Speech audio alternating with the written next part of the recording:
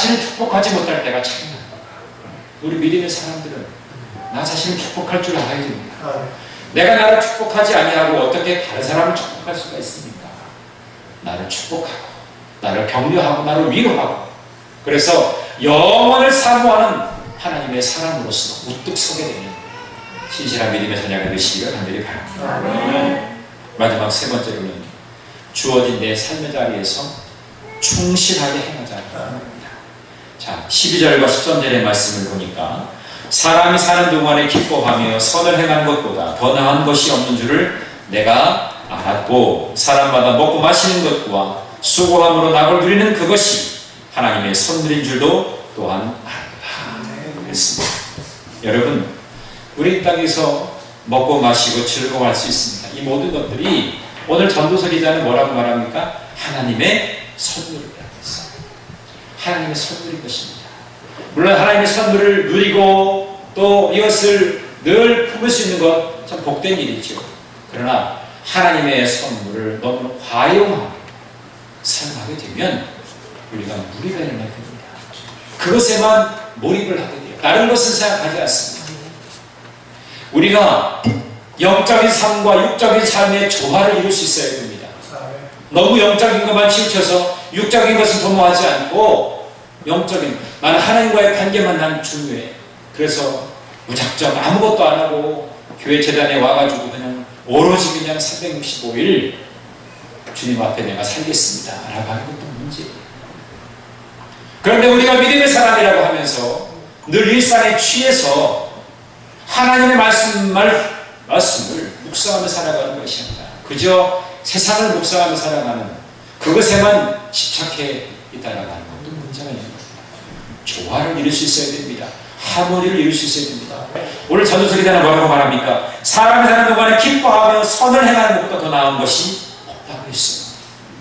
물론 하나님께서 우리에게 정말 귀한 선물로 주셨지만 우리가 먼저 선행해야 될 것이 있다는 것을 우리에게 말씀을 주고 있는 거예요. 선을 행한다는 것은 우리가 영적인 것에 관심을 두고 하나님의 영광을 위해서 우리가 귀하게 드려지는 삶을 추구하는 인생이 되라는 겁니다.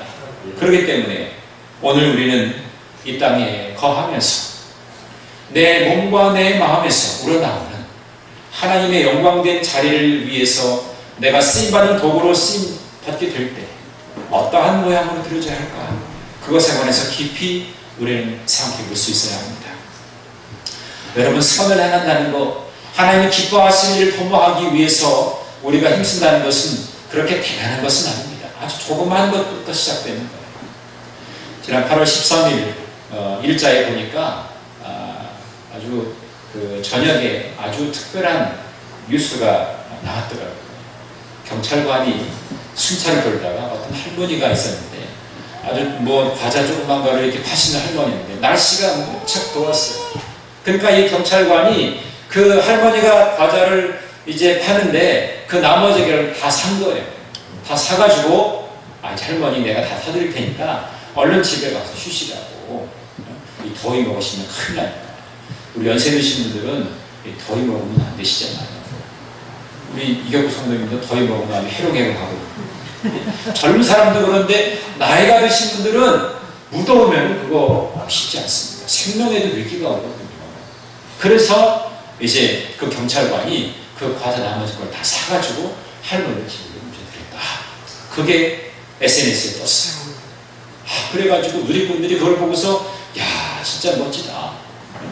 경찰관이 이런 경찰관도 있네. 그러면서 얼마나 많은 사람들이 칭찬하죠. 여러분 그거 별거 아니죠. 저는 과자가 나머지 과자가 다 샀으면 경찰관 공급이 얼마나 되는데 대단히 무리했겠다 생각했는데 3,500원밖에 안 해요. 그러니까 7개 나왔는데 하나에 500원짜리였나 봐요. 그러니까 3,500원밖에 안 되는 거예요. 그런데 그 할머니는 3,500원을 벌기 위해서 그 무더위에 거기서 땀을 흘리고서 그렇게 장사를 하셨던 게 아니죠.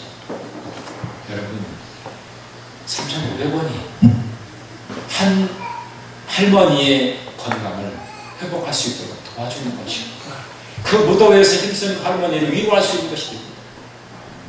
오늘 우리는 선을 행하는 것이 대단하게 큰 것만 생각하는데요. 아닙니다. 하나님은 여러분들의 작은 그 몸짓 하나까지도 기뻐 받으십니다.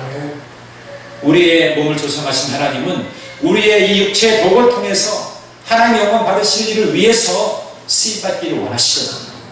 그러니까 교회 나와서 이렇게 의자 하나 닦는 거, 또 뭐 선풍기 하나 이렇게 잘 조절하는 거, 음식 장만하는 거, 성도들을 우리 나는 아무것도 할 수 없어 그러면 여러분 입술 있잖아.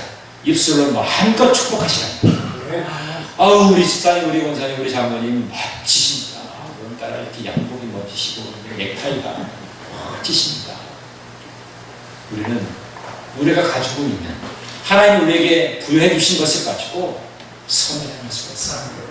영적인 것에 관심을 두시고 하나님이 기뻐 받으실 일이 무엇인가에 더 깊이 있는 관심을 가지시고 그렇게 힘써 행하신다고 하면 우리의 육신의 모든 일들도 우리 하나님께서 대신 감당해 주실 줄 믿습니다. 여러분, 우리가 처한 현실에서 열심히 일하고 먹고 마시며 선을 행하라고 하는 이 말씀 가운데 우리의 목적이 뭐냐, 우리의 삶을 살아가는 이유가 뭐냐, 이거를 다시 한번 돌아보게 됩니다. 세상에 빛이 되고 소금이 되어지는 것은 그렇게 대단한 것은 아닙니다. 여러분의 작은 그 모습 하나하나가 모여져서 하나님의 기쁨이 되고 영광이 되어지는 것이고 그것이 세상에 빛이 되고 소금이 되는 줄로 믿습니다. 오늘 여러분, 전도서 기자는 우리에게 권면합니다. 모든 것에는 때가 있다고 말합니다. 우리가 정말 사랑할 때 사랑하지 못하고 용서하지 못하고 그냥 넘어가서 그냥 불편한 관계가 되어지고 그런 관계가 된다면 얼마나 불행한 것입니다. 우리 이 땅에서 영원한 삶을 누리지 못합니다. 그렇기 때문에 우리가 빨리 선택해야 될 것은, 빨리 결정해야 될 것은 바로 실행하는 것이 중요한 것입니다. 모든 것에는 때가 있어요. 기한이, 범사의 기한이 있어요. 목적을 이룰 때가 분명히 있다는 겁니다. 그리고 우리에게 영혼을 사모하는 마음을 주신 그 주님을 바라보면서 오늘도 멋지게 우리에게 주어진 삶의 자리에서 충실하게 나아갈 수 있는 주님의 자녀가 되어야 할 줄 믿습니다. 그러나 힘들고 어려운 때는 있습니다. 고단할 때도 있습니다. 내가 정말 기도함으로 내가 보다 더 성숙한 모습으로 나아가려고 한다 할지라도 내 육신과 내 영혼이 고단하고 힘들어서 지쳐서 감당하지 못할 때가 있어요. 그럴 때마다 여러분, 누군가 나를 위해서 기도하고 있다는 그 손길이 있으면 여러분 기억하시고 말씀 생각하면서 우리 함께 찬양하도록 하겠습니다. 누군가 널 위하여 기도하는